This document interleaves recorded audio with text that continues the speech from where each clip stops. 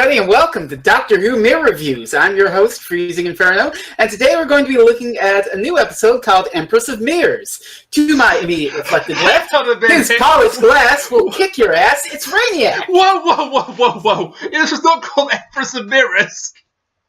What? Yes, what? Empress of Mars, yes, Doctor Who Mirror Reviews. Empress of Mars!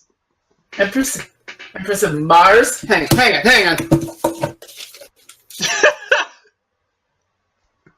I'll be damned, you're right. Okay, you can do the intro. You son of a bitch, I had no idea you were going to do that. Alright, you do the intro. We'll do it live! You've already done the intro, but all I have to say is, to my virtual... Hang on a minute. To my virtual left, men are from Mars, women are from Venus, but God knows what planet he comes from, it's FreezingInferno. And after that introduction, I would entirely justify. I mean, Kat did it, so I'm just reflecting her, as it were. This is a bad start to the week. Well, you had an interesting start last weekend. Oh, you mean the election? Yeah, I mean, you got it perfect. I mean, you got the best centrist victory ever because neither side has a majority. You're still making fun of me for being a centrist. The middle ground is not bad, okay? Despite what the Labour Party would have you believe, because apparently there are people in the Labour Party trying to purge the centrists. Well, then again, the people in the Labour Party tried to purge Jeremy Corbyn, and look at that shit turned out! that went spectacularly well for them. Apparently, we in the centre ground are not wanted in their Marxist utopia. By the way, I'm not being serious. They don't really want a Marxist utopia. It's jokes. Well, they should, but that's besides the point. Can we get to the science fiction show? Yes. Please? Let's stop talking about politics and start talking about a show with a surface level political reading. Empress of Mirrors, or Empress of Mars, sorry. Empress of Mars. Mark Gatiss is back again, and this is the story, apparently, he always wanted to write. Really? Yeah, he's a huge fan of the Ice Warriors. He wanted to do the Ice Warriors on Mars. And he said to Stephen Moffat, can I do the story I've always wanted to do? And he said, yeah, sure, go ahead. It was kind of a passing gift. Did you ever... I don't know if I've ever shown you this, but there was a skit that he did with somebody else about Doctor Who where they kidnapped Peter Davison. Have you ever seen that one? You've showed me the kidnappers. Yeah, where the guy, his friend, I don't know who the actor is, wakes him up, is like, Mark, I've got something for you. The Ice Warriors episode 2. No. The Ice Warriors episode 3. No. The Ice Warriors episode... I think it's either Rhys Shearsmith or Rhys Pemberton. Rhys Shearsmith or Steve Pemberton, who have both appeared in the show before. I don't know. Rhys Shearsmith was the professor in Sleep No More, which was a Gatiss episode, and Steve Pemberton was one of the characters in Silence in the Library, Forest of the Dead. Cal was his granddaughter, or no, sorry, he was her grandson, I think, or something along those lines. Okay. He was related to the girl that was Cal. Anyway. Because he said she's family, Charlotte Abigail Lutz. So that was Steve Pemberton. Empress of Mars. Well, Mark Gatiss, unlike a certain writer that we talked about at length last week. Whithouse? Yes. Well, unlike that, Mark Gatiss is not a writer who I dread seeing, but he's not one that I'm like, oh, a Mark Gatiss episode, this is going to be one of the best of the series. He's a... dependably middle of the road, and Empress of Mars feels dependably middle of the road. It's not going to be in the top 3, but it's probably not going to be in the bottom 3. I mean, it's definitely going to be in my bottom 3. I can say that for a matter of fact. I'm not overly certain it's not in my top 3 right now, to be honest with you. Yeah, I know it's not in my top 3. I know I already have my top 3 solidified. I may have just given things away a bit there, but yeah, I really enjoyed this one. It's fun. I mean, Mark Gatiss episodes have been mostly middle of the road. This one's no exception. I mean, his 2 best, I'd say, were in Series 7 with Cold War and Da Crimson Aura. Yeah, have to say it like that. We are obliged to say it like that from here until the end of time. Yeah. Which I don't know if it's that those episodes were really good or just because the rest of Series 7 was kind of lackluster in comparison. Oh, no, Crimson Aura stands up. Okay, Crimson Aura stands up. And I think Cold War stands up now that I've had a chance to watch it again. Yeah. And, Rings of Akaten is also marvelous. Yes. 9th worst episode. But then it's balanced out by crap like Journey and Hyde and... Hyde is passable. Journey I'll give you. But Hyde is okay. Yeah. From what I recall. But, as I say, I really enjoyed this. And yes, it's filler, but I will take enjoyable filler after what we got last week. I mean, but yeah, exactly. I mean, after what we got last week, yeah. Just some dependable, middle-of-the-road John Pertwee era nostalgia. That's all we really need. So we'll get the ball rolling with the topic of the conversation then. I'll first touch on something that didn't quite work for me in places. As a president, that was Bill. Yeah, well, I do kind of like that they do go back to the concept from the pilot of Sci-Fi Savvy, where her main thing in this episode is just, hey, Doctor, haven't you seen the cool movies? And other than that, well, okay, I should retract that, because I did like, aside from that, the Queen, the Ice Queen, respected her opinion because she was the only other woman.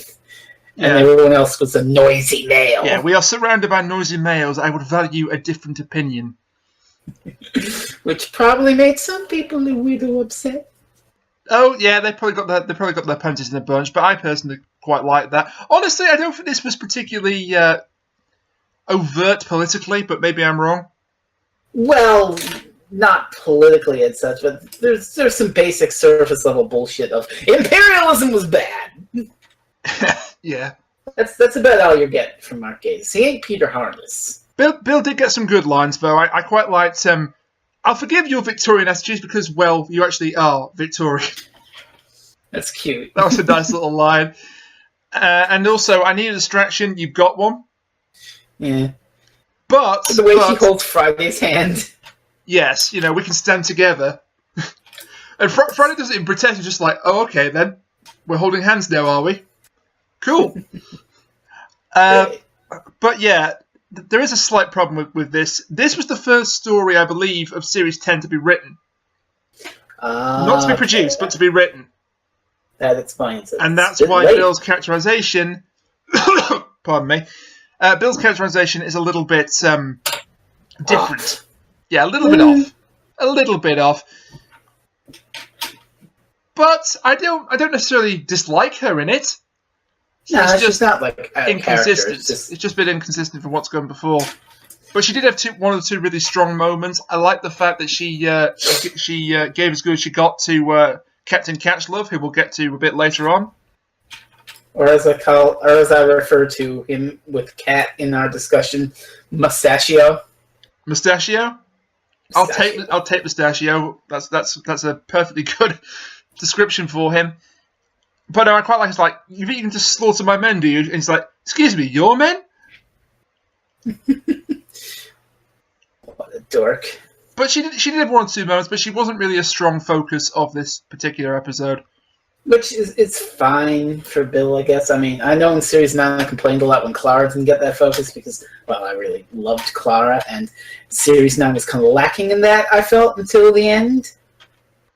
Yes. But it's okay. I mean, it's okay. This is fine. It's disappointing a little, but it's not like a deal breaker. I don't think every single... Because, they're written by different people each and every week, or most weeks they're written by different people, and there's a lot of different moving parts to it. I don't think every single episode can have the companion at the same level of strength. Yeah. And we did just do... but the world centering around Bill, yes. We did do an episode where she was central to the resolution. I have to wonder, if this had not been episode 9 just placed after the Monks trilogy, if we maybe would be seeing it a little bit less favourably? I don't know. Maybe. But then again, maybe the change in Bill's characterization would not be as glaring, so maybe not. Maybe not. But the big draw for this episode was the return of an old friend, or rather should say old enemies, The Ice Warriors were back. Ah, the Ice Warriors. Yes, first time since Cold War, which we already mentioned, which was 4 years ago. Would you believe? Oh yeah, well, fucking the last time they appeared since Cold War was goddamn Monster of Peladon in 1974. So yes, you have to wait a tenth of the time for more Ice Warriors. So, but they appear to be Mark Gatiss' favorite monster because he's now written for them twice by request. And I have to say, I quite like them. I mean, yeah, they're fine. They're fine. They're not exactly like everyone's favourite monster, no. I mean, people go like the Daleks, the Cybermen, if you even count as a monster, the Master / Missy. But I see no reason why they shouldn't be brought back every now and again, especially when the story, revolves around them like this one does. I mean, if you got good stories. If you just do... Well, this episode kind of does it, and there's some in like the expanded universe that does it, where... You just make them green Klingons. It doesn't really work. Green Klingons. Well, I don't know how much Star Trek you've seen, but Klingons are all honor, battles, die in battle. Honor. I've not seen much Star Trek. I do know a little bit about the Klingons, but I'll have to take your word for it. Yeah, I'm not the biggest fan of the Klingons. You mentioned honor. That's one thing I do like about the Ice Warriors, that they are usually they're villains, but they do have honor. They do have honor. I mean, you go back to Monster of Peladon or in Curse of Peladon, the Ice Warriors are actually, meant to think they're the bad guys. And they're actually not. And they're not. And in fact, one of them even saves the Doctor. Yeah. One of them actually saves the Doctor in one of the cliffhangers of that particular serial. Yes. Someone knows you're here, by the way. Yes, I'm trying to ignore her. She will not be ignored. She will not be ignored. But yes, they are quite honourable as Doctor Who villains go. And I don't think they were necessarily the villains this time around either. Yeah, that's fair. Well, half and half, I suppose. Well, it's the humans that are the invaders here. Yeah. The Ice Warriors, true. You can argue they're just defending their territory. territory. They were loaded there by Friday to get the Queen out. Yeah, but I don't think Friday intended to for the slaughter. I think he just wanted to find his Queen. I guess that works. Because he actually tries to stop the slaughter. He tries to bring about a peaceful solution. Good on him.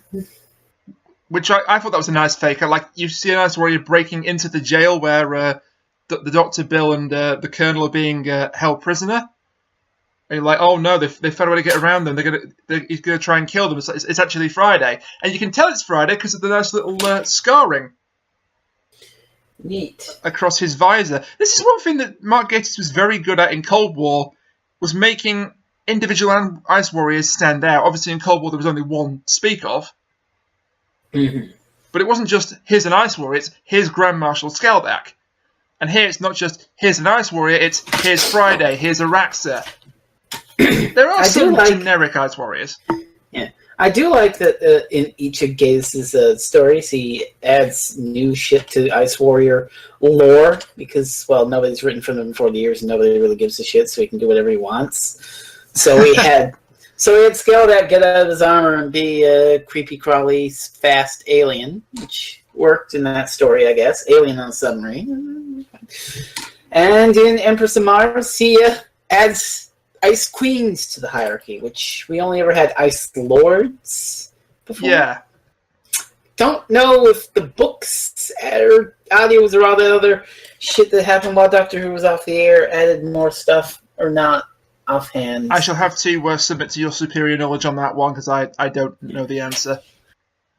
My superior knowledge, as I say, I don't know what the fuck they did. Well, you've got more knowledge than me on old Doctor Who. That's true. I've seen every color episode. I was trying to pay you a compliment. Don't throw it back in my face, dude. I was being modest. Okay, 15 all. Fair enough. Carry on. Yes. What was I going to say? Oh yes. But yeah, I like the fact that they marked Friday out with the whole scarring of his eye.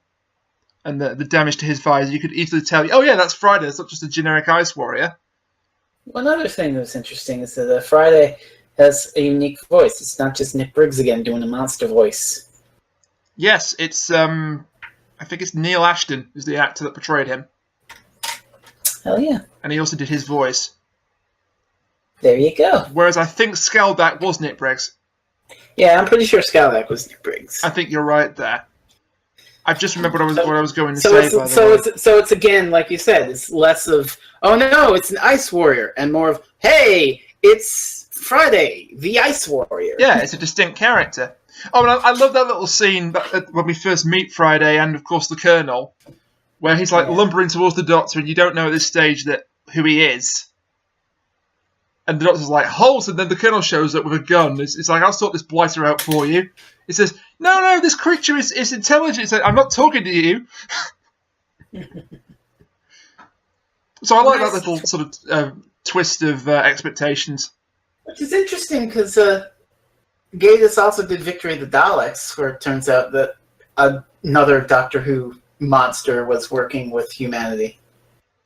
Yeah, but the difference there is that the Daleks were absolutely going to double-cross them. Oh, yeah. First chance they got, and they did. Mm-hmm. Whereas here, I'm not so sure the double-cross was the intention. I think he just wanted to find Araxa and go from there. Because there would be no benefit to the Ice Warriors slaughtering everybody. That's true. What do they gain from it? I mean, they can't use the spaceship to get off the planet. Or actually, could they? They might be able to, but I got the impression they only had enough power to get back to Earth. Whatever. Whatever. I don't know. The most interesting thing about these particular Ice Warriors, however, is the way they kill people. Oh, okay. So now you've seen Curse of Peladon. I had you watch it. We did a little review I have. on It was good. It was very good. I believe I showed it to you right around not long after Cold War came out. I picked that one because of the Ice Warrior twist, and I knew you knew them, so I was like, hey, I'm going to surprise them with this cool twist. Yeah, I like the fact in that one that, again, you're meant to think they're the baddies, and actually they're helping the Doctor. Yeah. But anyway, the old Ice Warrior effect of their sonic guns in the classic series, it's pretty cheap, because Doctor Who in the old days was produced on like a shoestring budget, and the BBC might have given them £50 to do shit with. But basically what they did was they would distort the effector on the actor, whoever got shot, then the actor would go, ah, and fall down. So standard science fiction death, basically. Yeah, I mean, it's kind of like what a Dalek gun used to do before the X-ray skeleton thing, which is it just inverts the color and the person goes, ah, and falls down. Yeah. But here, now they have actual special effects and a budget and shit, so they go for the gnarliest shit they can get away with on children's watershed Saturday evening tea time television. Yes, which is to basically compress the soldiers into little cubes of human flesh. Holy shit! Holy shit is right. Like, just that idea is like one of the worst ways I could possibly think of to die. It's fucked up. Okay, maybe it will be over quickly, but still, I don't fancy trying. Yeah. Well, I mean, that's what the Queen says. They'll die quickly, so it must be quick. Yes, but quickly doesn't mean painlessly. Yeah. The only thing that I think is maybe a detriment to this is that the overall effect associated with it is kind of cartoony. Nah. And this divided the critics. Some people saying, "Oh yeah, I like the update to the old style of them killing people. It makes it unique. It's very visually appealing." Some people said, "Well, it makes no logical sense because they've just come out of the ice. Why would they have that? Would require an awful lot of energy to do that to somebody, wouldn't it?" Logical sense in my Doctor Who? I know. I'm only going off what the critics said.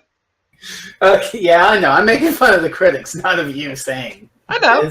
I'm not trying to. Have we come full circle? I'm not defending the critics. I'm not defending the critics. Oh my god. Don't worry. When I'm making fun of you, you'll know. I think we already got that when you jumped in with the introduction. But anyway. So you've already touched on the fact that we had an addition to Ice Warrior hierarchy. Oh yes. And I think perhaps this was the biggest triumph of the episode in general. We have the Queen of the Ice Warriors, or the Empress of the Ice Warriors, Iraxa. She's rad. Her design is really rad. She's got these predator-like dreadlocks. It's neat. The dreads are sort of the bunched up cape on her back. And the fact that when they first see her, she's like sort of encased in gold in her suspended animation with a tomb of Ice Warriors. This is really like kind of Tomb of the Cybermen, but for Ice Warriors. There's even a very similar shot to that iconic shot from Tomb of the Cybermen. Oh, yes. The bit where Iraxa is waking up her warriors, she goes, arise, my Ice Warriors, and it just shows them all lighting up. Also, in that scene, or somewhere around that scene, cheeky little nod where she's trying to get them to wake up. She's saying, "Sleep no more!" Yes, I call that. Cheeky bastard. I don't have a problem with that. But no, I think Iraxa's design on the whole was excellent. It sticks closely enough to the original Ice Warrior, the generic Ice Warrior design, but she looks a lot more regal and important, and she's a queen, so that befits her. She's great. And we did touch on this, but her scene at the end, are we talking the end like separate, or are we going all over the place here? We can go into it now if you want. That content. Oh yeah, I mentioned all that green Klingon nonsense, which this kind of does, but it works. I guess it works here. Where Colonel Godsaker is surrendering himself, and she says, "You won't die here. You'll die in battle with honor." I love that scene. It's good. It's good. And then. Then. Are you going to mention the thing? Oh, we'll save that for later. Okay, you said the cameo, and then I thought, oh, we're going into cameo, fine. But yeah, that scene where it's like, I expect my life to be taken and I give it willingly, that was great. Oh, yeah. That really was great. Iraxa is played by Adele Lynch. I don't know what she's done before this. I thought she generally gave a good performance. Maybe a little bit over the top at times. Especially when she's calling for her warriors to arise again. Rise, my Ice Warriors! But we knew that was coming from the trailer. We knew about that. And one last little thing about Iraxa that I want to talk about. It's another scene, and it's an interesting little similarity to Cold War. Because basically, the way the Doctor gets the hostility to stop until Captain Catchlove screws everything up, and then Gonzaga has to kill him, and all that happens. It's basically very similar to Cold War. He says, if I shoot this laser, this gargantua, into the ceiling, it'll bring down 1 million tons of ice and snow, and we'll all freeze to death. And it's mutually assured destruction again, isn't it? It's like Frozen. It's a film. Okay, I mean, as corny as that was, I loved the little payoff to that joke where Bill keeps mentioning all the sci-fi movies. The Terminator. He hasn't seen any of them. The Terminator and The Thing, and you'd love the Terminator. It's got killer robots. I'll put it on the list. And then just the combination of the Doctor has seen Frozen. Yes, I imagine a few people rolled their eyes at that, but. I mean, like you said, it is kind of corny and over the top, but I'm fine with it. I laughed. It was inoffensive to me, anyway. Yeah. Mm-hmm. But yeah, you're right. I didn't actually notice that. It is sort of the same ending as Cold War in a way. Well, two apart, and there are other similarities to Cold War, like you've got a lone. Well, you've not really got a lone warrior in this one because she is backed up by soldiers. So hang on. If Mark Gatiss is doing that again, what would that mean? Doctor Who Mirror Alert, Cold War, and Empress of Mars doing the same climax. Well, it's not a true mirror, but I'll give you that one. Okay. It's the fanfare just spluttering out.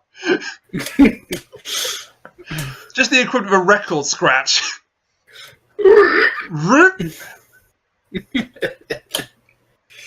God. But it stands to reason there were similarities, because they were both Mark Gatiss written episodes, so I don't have a problem with that. I have less of a problem of a writer cribbing off his own work than a writer cribbing off other people's work, like Whithouse did.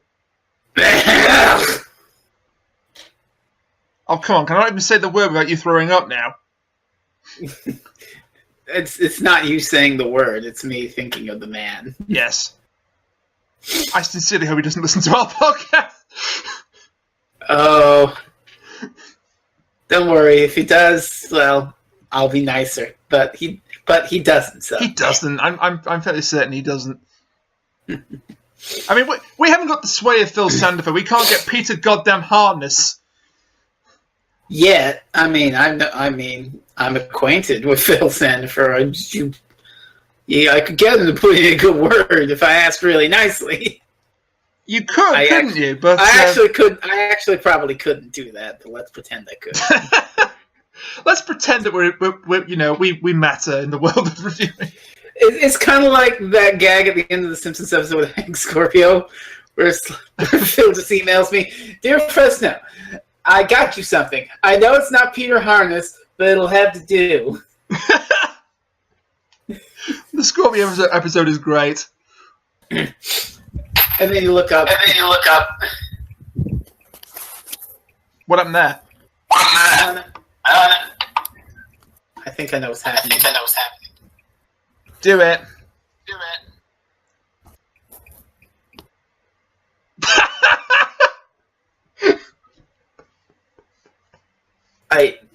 Okay. What the fuck? I'm not sure.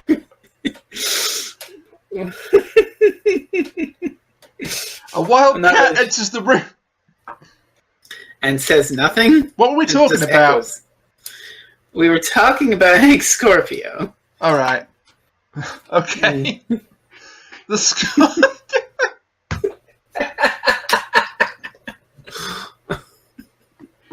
Oh god! Put yourself together, man. It's just like Phil emails me, "Dear Fresno, I got you something. I know it's not Peter Harness, but it'll have to do." And we look up. Chris Chibnall. Who was it in the Scorpio episode? I can't remember. It was the Denver Broncos. And who did he want? He wanted the Dallas Cowboys, and he got the Denver Broncos. Oh yes, I remember now. Yes. It is a bit like that, isn't it? I think having a Doctor Who writer on your podcast is pretty neat. Oh, Kat, you don't understand podcasts. I say, as she's a guest on these things multiple times. Can we? Guess she's more like a regular at this stage. Yes. Let's talk about the episode itself. Yes, let's talk about the in some respects the actual villains of the piece. Well, one of them's a villain of the piece. The soldiers. Okay. There isn't a whole lot... Doctor Who mirror alert. The soldiers and the Ice Warriors are kind of the same. Surface level imperialism is bad stuff. You think they're the same? Well, there's sort of a thing going on here, where the Victorian soldiers are obviously full of Victorian values, and you can see that there's two lines that Colonel Catchlove delivers. Where there's the one where the Doctor says that they don't belong on Mars, and he's like, "Don't belong? We're British!" Yes. What are you talking about? And the other when the Doctor's trying to calm Araxa down and just saying, "Oh, these humans, these primitives don't know anything." It's just like, primitives? Yes, but again, that's one particular soldier. You can't call me a primitive. I'm a member of the British Empire. That's one particular soldier, though. That's not all of them. Oh, yeah, exactly. We don't know if they're all like that because they don't display any character traits. Yeah. All we get from the majority of the soldiers are stock stereotypes. Okay, I'll get to that in just 2 seconds, but there is the interesting thing that these British soldiers who are so used to conquering all this shit and for Queen country, God save the Queen, all this shit, they get utterly fucked up by the Ice Wars, and they're the ones. It's like reflecting back on them because they conquer these, what do I want to call them? Less advanced cultures. That's not too offensive, I hope. No. That's colonialism, yeah. And now they're the less advanced culture because the Ice Warriors have these goddamn sonic guns, and all they've got are pointy guns. They don't even that they just shoot at the armor and plinks off. They're the ones on the back foot for once. Yes, well, they have got the Gargantua. Well, that's nice warrior things. So even that. Exactly. That is taken from the technology from Friday's ship. But to get back to your whole thing about stock cliches, my eyes rolled to the fucking moon when the one black guy is like, "Hey, look, it's my fiance. We're gonna get married." Yeah. Oh no, I've been shot. I'm dead. Actually, he didn't get killed then. No. Well, he still did get killed. The guy he was talking to, got killed, and that was the sergeant major. Yeah. And his major thing was that he said rank has its privileges, which I believe is a callback to old Doctor Who. That sounds like something. RHIP, son, rank has its privileges. That sounds like something from the unit era. It's a unit thing. You've also got the nice black kid, as you've already touched upon, and the greedy asshole. Oh, and when you realise who's playing the greedy asshole, you shouldn't be at all surprised, because Ian Beattie, who's best known for playing a character called Meryn Trant in Game of Thrones. I don't watch Throny Games. Well, you don't watch Throny Game, but if you knew anything about Throny Game, you'd know that Meryn Trant was a complete dick. Okay.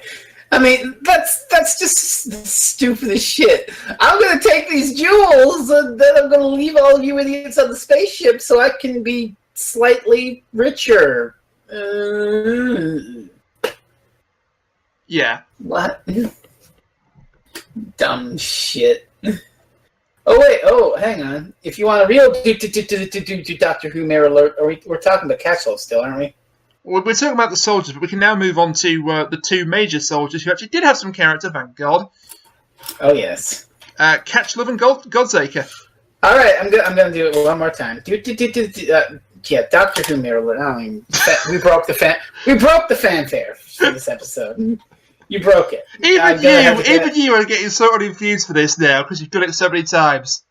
Yeah, but I mean, I did it too many times in this short span. That's the problem. But anyway, Colonel Catchlove at the big at the second act, sort of, he's all like, "He's a deserter! He's a deserter! He deserted his post! He's a traitor! He's a traitor! He betrayed his regiment! I'm taking command of this thing!"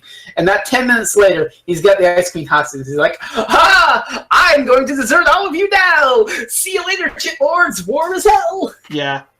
He's a typical hypocrite because he accuses the colonel of being a coward, and yes, maybe he was because he was hung, but they botched the execution. But he's the true coward. Oh, yeah. He uses one of his own men, the aforementioned nice black kid, as a human shield. Mm-hmm. Who probably gets folded into a bunch of laundry. He holds the Queen of the Ice Warriors at knife point. He's prepared to just let all the other guys die as long as he escapes. And perhaps the best moment of the entire thing, he turns around when he hears the words, "I think you'll find, Captain, I'm in command here." One gunshot, and he just falls over backwards dead. I almost wish he got punched in the face, but you know what? This was way more effective. I'll take it. I'll take it. This was way more effective. He got his comeuppance. Just the way he fell backwards after he got shot. It wasn't intended to be hilarious. But to me, it was hilarious. Just like the shock on his face as he slowly topples backwards. And he was played by an actor called Ferdinand Kingsley, who has appeared in Victoria, stars Jenna Coleman. Well, how about that shit? But more importantly, he's the son of one Ben Kingsley. Oh, shit. And I didn't know this until I started researching the episode. Neat. I knew he was called Ferdinand Kingsley, but I just thought, is that like a stage name or just another guy called Kingsley? No. Son of Ben Kingsley. Well, Mandarin Jr. himself. Mandarin Jr., yes. He did have a good line about, the British Army is more than the match for a bunch of upright crocodiles. Do you think so, mate? Because from my understanding, there was a pretty high attrition rate, and it wasn't on their side. Yep. Not a single Ice Warrior got shot, got injured.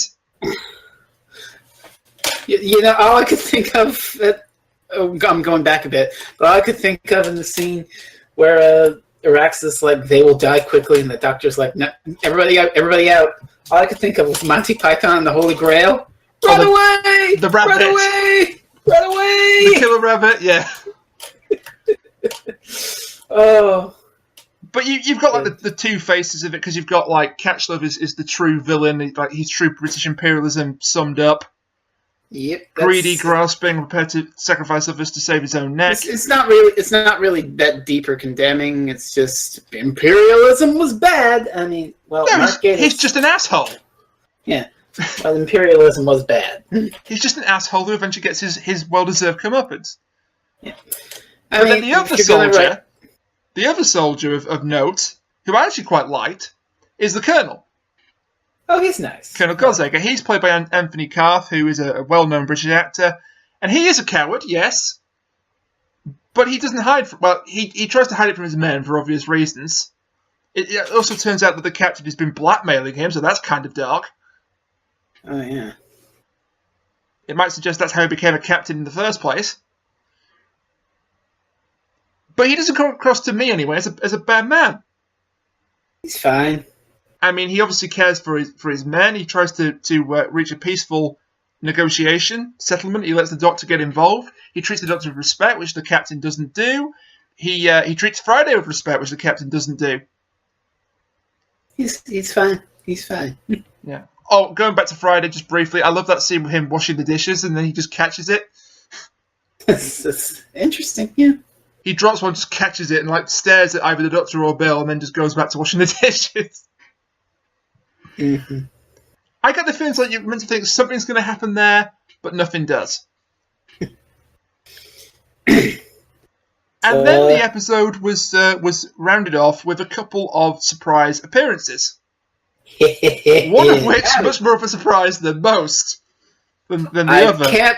I can't believe, and Mark Gatiss, he's in a little video on Twitter, he couldn't believe either that he got away with this shit. I love the fact he got away with this. Fucking Alpha Centauri. Alpha Centauri is back. Peladon. A helpful alien from a 45-year-old story who basically looked like, in that story, a giant green dick wearing a condom cape. I refer to it as the dancing olive, but yes. And is I don't recall the right phrasing. Not gender fluid, agender, maybe asexual. Asexual, okay, that works. And spoke in a very high pitched, bubbly voice. Yes, the actress, the voice actress was Izan. I'm going to get this name wrong. I apologise, but I think it's Izan Churchman. Is that Welsh? And she was told, it might be, and she was told to voice the character like a gay civil servant in the 70s. Oh my god. Yeah, I know. But the really neat thing is Izan Churchman is the voice of Alpha Centauri for this cameo. She's like 92 years She's old. 92 years of age. Jeez. She has officially become the oldest person to appear in Doctor Who. Oh, goddamn. And I also like the fact that this little cameo, yeah, it was short, and maybe it wasn't necessary, but it tied in this story to the Curse of Peladon. Because the Ice Warriors joined the Space Union, or whatever it was. Yes, which you tell me is supposed to be the EU. Well, that's basically what it is. That's what Curse of Peladon was. It was kind of a metaphor for the anxiety over joining the EU in the 70s. What would that make the Ice Warriors then? Turkey? I'm trying to think of somebody who's about to join the European Union, or was thinking of joining the European Union. No, Peladon was about to join the European Union in Curse of Peladon. Oh right, yes. I'm getting my old references mixed up there. So it's interesting that on the eve of Brexit and an election and all that we call back to that of all things. I wasn't going to go there, but yes. Yes. Well, I don't think that was Mark Gatiss' intention, because like I said, most of the political stuff in this is very surface level. It's not really delved deep into or it's totally commented on or whatever. Not at all, but I like the fact that a surprise like this can still happen with nobody knowing about it, because this caught everybody off guard. No spoiler culture on this one, on your 45-year-old Doctor Who continuity references. No, and when the voice came, I was like, hang on a minute, I know that voice from somewhere.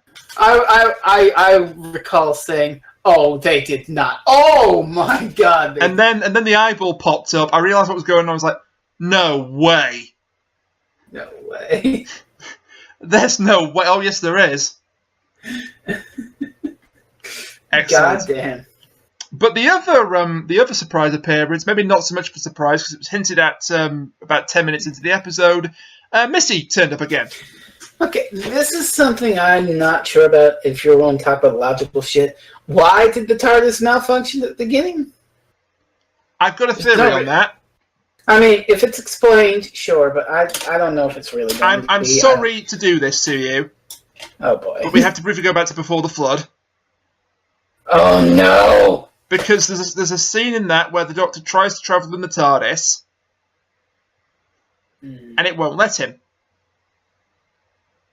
Or was it under the lake? But he tries to leave in the TARDIS and it won't let him. This is something that Kat mentioned to me. And it won't let him because he's in the vault. He's in the tomb. Also, I forgot to mention that Kat wanted me to call the war with the Ice Warriors and the Victorians a Zerg Rush. The what? A Zerg Rush. StarCraft? StarCraft.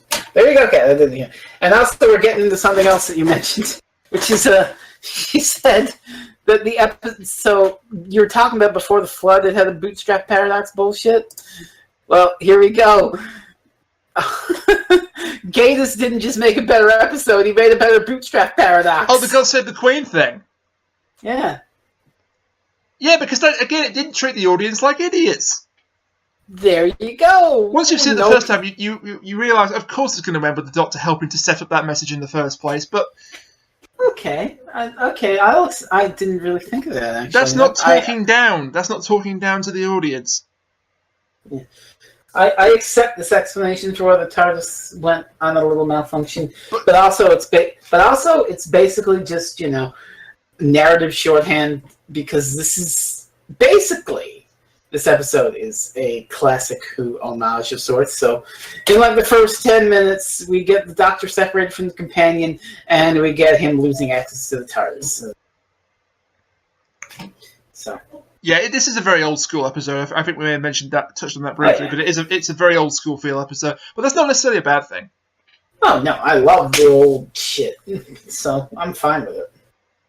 But yeah, going back to my theory about why the TARDIS refused to go. Mm-hmm. As going back to Under the Lake Before the Flood, in that story, the TARDIS refused to go because it had to be there because the Doctor was already in the tomb. So there could be two of them at the same time. And we know the TARDIS is self-aware. We know this. Yep. It's established continuity. So my take is the TARDIS deliberately waits until Missy is in the TARDIS to go back to Mars to retrieve the Doctor and Bill, because whatever's going to happen in the future, and we don't know what this is, of course, and we won't look back in a few weeks' time and think I was completely wrong on this. I was way out. But whatever's going to happen in the future required Missy to be in the TARDIS at that point in time. That's elaborate. I would just leave it at the TARDIS left because it knew the Doctor had to set up the message in order to go back in the first place, so it left to ensure that come back. That he didn't leave? Alternatively, the TARDIS just hates Nardole. Alternatively, it could just be that. It just hates Matt Lucas. Could be. But we did get Missy at the end of this one. So we did. It's unlikely that she will be present for the majority of the next episode. I mean, that would be really cool if Missy tagged along for an entire adventure. That would be something. With our TARDIS crew, but I don't think that's going to happen. Also, because this was the first story written, that's why Nardole doesn't have a very big role here. Okay, that explains that. We've already established that he was added to the series later on. Okay. But he was important because he set up this whole scene. I don't think Missy was up to so much mischief here, but you never know because it's the Master. This could be the catalyst for the finale. We don't know yet. Yeah, and what's of her asking him, "Are you all right?" But seriously, are you all right? Oh dear. Can she sense something we don't know? I have no idea what that is. Does she know something that we don't? Or will be revealed in a couple of weeks' time? I can't believe we're this close to the finale now. We're only 4 episodes away from the end of the Capaldi and the Moffat years. Yeah. Including the Christmas special, you're absolutely right. 4 episodes. Oh, let that sink in. That's sad. Very. And on that note, apparently they have decided who the next Doctor is. Because Russell T Davies knows who it is. He's not telling anybody. But he was interviewed, he said, I do know who it is. So there's that. He may have been lying, he may not.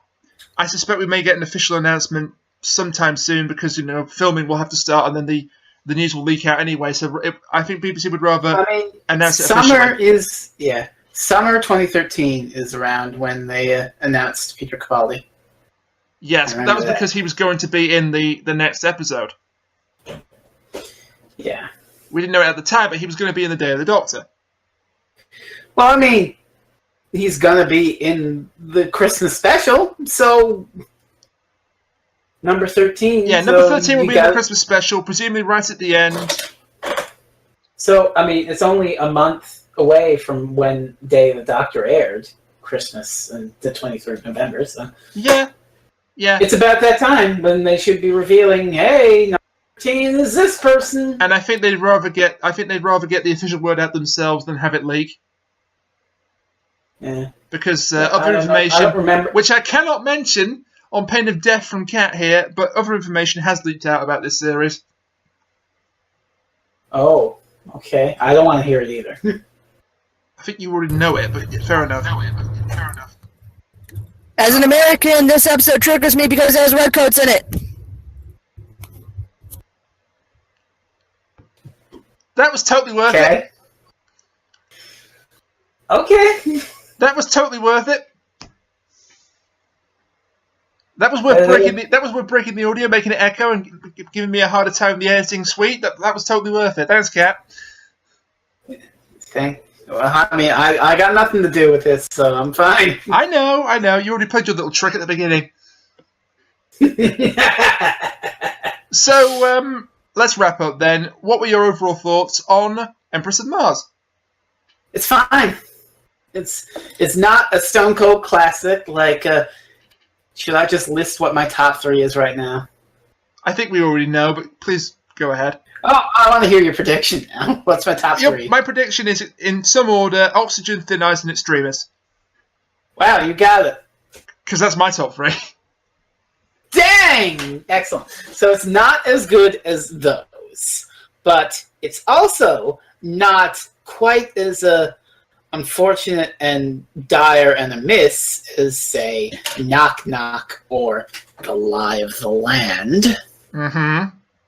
So it is very much middle of the road for now. Yep. So, I mean, I like the Ice Warriors, and they work fine. The new edition of the Ice Queen's nice. Has some neat surface level Victorian, they're bad people, Victorian values. And the idea of Victorian people on Mars is really neat. Reminds me of a cool Vita game I played and did a review of, Rock Boschers DX, which is like a twin-stick shooter with, what was it? Is it ZX Spectrum inspired graphics, I think? Or ZX Spectrum, I suppose is the proper term.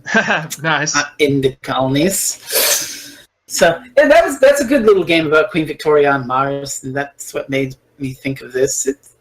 It's a fine episode. It's just fine. It's just like Mark Gatiss. It's a dependable, middle of the road Doctor Who, and it's perfectly enjoyable, and it was fun to rewatch as well. So that's all I can really ask for from Gatiss. And if this is his last contribution to the series, well, I think he went out on a good note. Yeah, I would agree with that. I think if this is his final pen story, which has been rumoured but not confirmed, I mean, I don't think Chibnall is getting any veterans in Series 10. He's going with all new hires. He's gone out on a high, and also he's one of the few people to write for all 4 of the modern era Doctors. There you go. So he definitely has a legacy for this show, and he definitely has had an impact on this show. And honestly, my overall thoughts are very close to yours. I thought it was a very enjoyable episode, It wasn't as good as the top 3 you've mentioned. It wasn't as bad as the other episodes you've mentioned. I have it right now at number 4. That's a bit high. I'd put it maybe at a 5 or 6. I have it ahead of the pilot and Pyramid, though, so that's probably why. I don't know if I'd do that.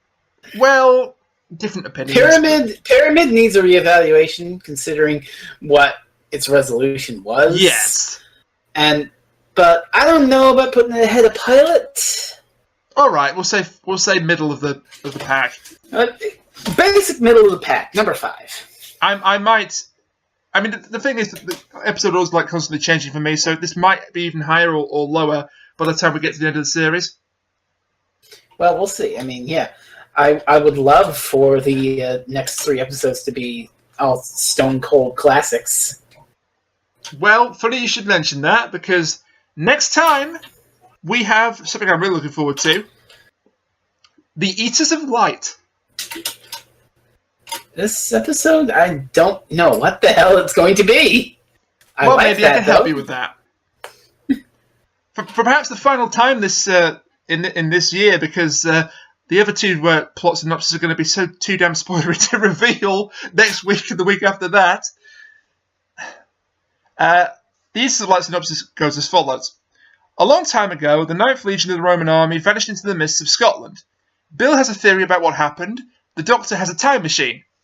But when they arrive in ancient Aberdeenshire, what they find is a far greater threat than any army. In a cairn, on a hillside, is a doorway leading to the end of the world. Oh, wow, that actually sounds really neat. It does sound neat, doesn't it? And the trailer... yeah. The trailer was pretty neat too. It's written by... Go ahead. Rona Munro, who did the very last story of the classic era, Survival. Yeah, she wrote Survival. Which is a very good story. I don't honestly expect any parallels between that, because she's actually had a big writing career since 1989. I really don't expect any parallels at all, but Survival's the one where if we fight like animals, we'll die like animals, isn't it? Yes, also lesbian cheetah people. Yes, I wasn't going to mention that, but thanks for that. You know I'm always good for mentioning these things. I'm all about the lesbian cheetah people. Are you sure you want to admit that? Are you sure you want to admit that? Maybe. I'm probably putting you. That wasn't me saying that. That was you. But that's what it sounded like. So I'm all for the lesbian cheetah people. Excuse me, mate. What? Do you want to tell us something? Oh, come on. Don't be so close-minded. But no, this looks neat. You've got Romans, you've got Scottish barbarians. The trailer a weird was monster kind of incomprehensible to me. You've got a weird monster they've been very careful to protect, showing you too much about, and that doorway leading to the end of the world. Uh-huh. This looks like it could be super neat. I do like the synopsis you gave, where it's just like Bill examining a mysterious disappearance in history. Yeah, which actually happened, by the way. Okay, this I really like. The 9th Legion really did vanish into the mist of Scotland and never returned, so... Hell yeah. I like that idea. Yeah, Rona Munro's taken a real-life event that we don't know anything about and spun an entire episode out of it. So that's neat. Okay, Doctor Who, when are we doing the Bermuda Triangle? The Bermuda Triangle? Probably never. Probably never. You've just reminded me now of an absolutely awful 2-part mini-series from America about the Bermuda Triangle. Oh my god. Why? What was bad about it? What was good about it? I think Kachiri just tried to fucking bomb us too. Is this the Night of Hot Cameos? What the fuck?